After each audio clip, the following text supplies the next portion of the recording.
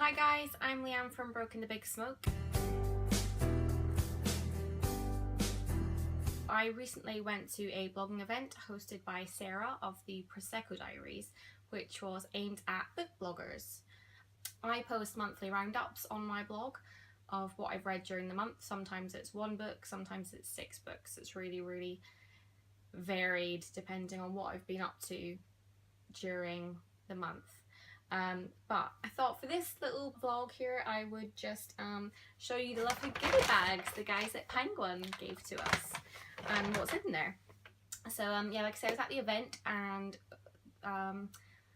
a girl called Stephenie with an E came to see us from Penguin Random House to talk to us about getting published and working with them as bloggers and vloggers, and it was really interesting to find about behind the scenes of the publishing world. And yeah, she very kindly brought us all gift bags with a bunch of A's titles from them. So the first one I've got here is Everything We Touch, the 24-hour inventory of our lives by Paolo Saccotti? It's this one here anyway. This looks really cool. I mean, it's not the kind of book I would usually read. It's not fiction, but it's not really, I guess it is non-fiction. There's nothing in between, but basically it's all these different people and they take a day in their life and they just, there's a picture of everything they touch throughout the 24 hours. So things are very different between what a child has touched, and this is a 38-year-old pediatrician. Obviously hers is very different. She likes black compared to that child. The child really liked pink. And what people in different cultures touch and all walks of life. So yeah, I'm quite interested to have a flip through that and see. Next up, we have In Order to Live by Yeonmi Park. I've probably said her name wrong. If I have, I do apologise. I didn't really know anything about Yeonmi before being given this. It's subtitled A North Korean Girl's Journey to Freedom. So it's all about her escaping North Korea and what happened to her and, you know, what she went through. So it's probably going to be quite harrowing. And again, not the kind of book I would probably choose to pick up, because I quite like my reading to be an escape for me.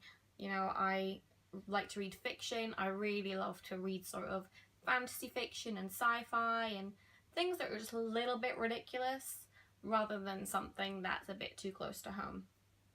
And my camera cut out, so apologies if everything's not quite back in the same place, but let's continue with the next book, which is this one, The Good Liar by Nicholas Searle. Now, this is the second or possibly even third proof copy of this book they've sent out. It's one of the most hotly anticipated books of 2016, the psychological thriller of 2016. And I'm really excited about this book. I really like stuff like this, and I don't really want to read too much about it until I start reading it. Next up we have Our Endless Numbered Days by Claire Fuller. Again, this is another advanced proof copy. I don't actually know that much about it, so let's have a look. Every parent lies, but some lies are bigger than others. Peggy is 8 years old when her father takes her to live in a cabin in a remote European forest. There he tells her that her mother and the rest of the world are gone. Now the two of them must scratch a living from the earth, trapping squirrels, foraging for berries, surviving winters as best they can. But it's easy to lose your way in the forest, to lose yourself. How long will Peggy trust her father's story? How long can you stay sane when the world is lost? And what happens when you stop believing in everything? Okay, I already know immediately that this is going to be the first book that I read from the top of this pile, because this is so up my street. It's crazy. Apparently it was the winner of the Desmond Elliott Prize for 2015, which is obviously impressive. Yeah, that's going to be pretty cool. And finally, I saved this one to last because it's got the coolest ever packaging, The Mark and the Void, which is by Paul Murray. Apparently he also wrote Skippy Dies, which is not something I've heard of. So if that's a really big book that's been out recently, I'm really sorry.